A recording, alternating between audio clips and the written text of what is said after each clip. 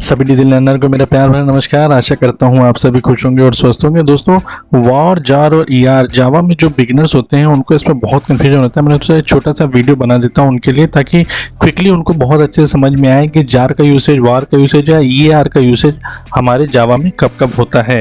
तो जैसे अगर मैं आपको बोलूँ कि इनका फुल फॉर्म क्या होता है, जैसे जार जो है जावा आर्काइव, तो इसको समझने के लिए देखिए, विंडोज़ ऑपरेटिंग सिस्टम अगर आप यूज़ करते हैं तो आप चाहे एग्जीक्यूटेबल फाइल कोई भी एग्जीक्यूट उसमें चलाते हैं, EXE फाइल, ठीक है, तो वो ऑपरेटिंग सिस्टम समझ जाता है कि इस EXE फाइल का मतलब है इंस्टॉलेशन करना। इसी तरीके से आप जैसे PDF फाइल, हर मतलब फाइल का कुछ एग्जीक्यूशन का एक्सटेंशन होता है, जिससे ऑपरेटिंग सिस्टम को समझ में आ जाता है कि .pdf है तो PDF फॉर्मेट में उसको ओपन करना है, या कुछ भी मतलब आप समझ सकते हैं। इसी तरीके से अगर आप .jar करते हैं तो वो उसका मतलब ये होता है, ऑपरेटिंग सिस्टम ये समझ जाता है कि ये जावा का एक बंडल है, एक आर्काइव है, एक बंडल है, जिसको मुझे जावा वर्चुअल मशीन में इसको लॉन्च करना है। ठीक है, अब क्या होता है कि जैसे आपकी जो जावा आर्काइव है, ये मल्टीपल डॉट क्लासेस फाइल का एक जिप फॉर्मेट होता है। ठीक है, तो इसमें एक मैनिफेस्ट फाइल होगी जिसके थ्रू ये पता लगता है कि आपकी एंट्री पॉइंट क्या है, क्योंकि 100 क्लासेस अगर हैं तो एंट्री पॉइंट हो सकता है कोई एक पर्टिकुलर क्लास ही होगी। वो मैनिफेस्ट फाइल में हमारी मैनिफेस्ट फाइल में एंट्री फाइल का उसमें इंफॉर्मेशन वगैरह रहता है। ठीक है, और ये ऑटोमेटिकली क्रिएट होता है जब भी आप आर्काइव बनाएंगे। आप जावा आर्काइव बनाने के लिए कब ज़रूरत पड़ती है, वो ज़रूरत तब पड़ती है जैसे आप स्टैंडअलोन एप्लीकेशन बना रहे हैं, ठीक है, और वो एज ए जार फॉर्मेट में उसको लॉन्च करेंगे। जैसे आप मान लीजिए EXE फॉर्मेट में आपने कोई एप्लीकेशन स्टैंडअलोन बनाएंगे, MS ऑफिस वगैरह, वैसे ही ओपन ऑफिस जो बना है मान लीजिए जावा में बना है, तो आपने .jar जो भी है उसकी जार का जो पैकेज है वो इंस्टॉल होगा और जार का पैकेज उसमें लॉन्च होगा आपकी वर्चुअल मशीन में, और वो आपको ओपन ऑफिस ओपन हो जाएगा। ठीक है, तो वो कमांड जो आर्काइव करने का है वो आप कमांड प्रॉम्प्ट से भी कर सकते हैं, जिसका मैंने यहाँ पे मेथड दिया हुआ है कि jar cf myfile.jar start.class।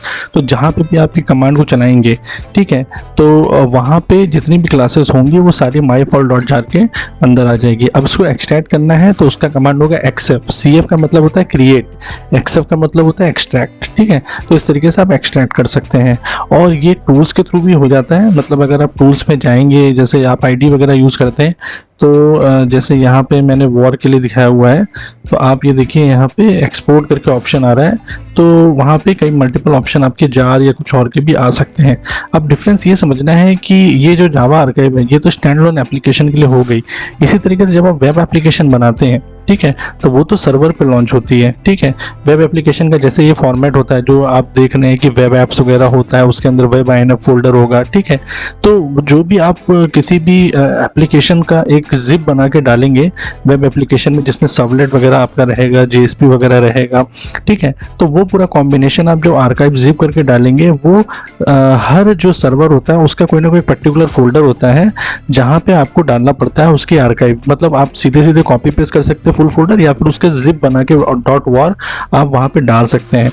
तो टॉमकैट सर्वर में जैसे आप एग्जांपल यहाँ पे लेते हैं, बिन के अंदर आपके स्टार्ट स्टॉप की फाइलें होती है। जब वो स्टार्ट होगा तो जो भी आपकी वेब ऐप के अंदर फोल्डर में जो वॉर फाइल पड़ी होगी वो ऑटोमेटिकली उसको पिक करके लॉन्च कर देगा। वो ये समझ जाएगा कि इसके अंदर आपका कोई ना कोई वेब एप्लीकेशन डाली हुई है। ठीक है, तो वेब एप्लीकेशन की जो आर्काइव है वो वॉर हो गई।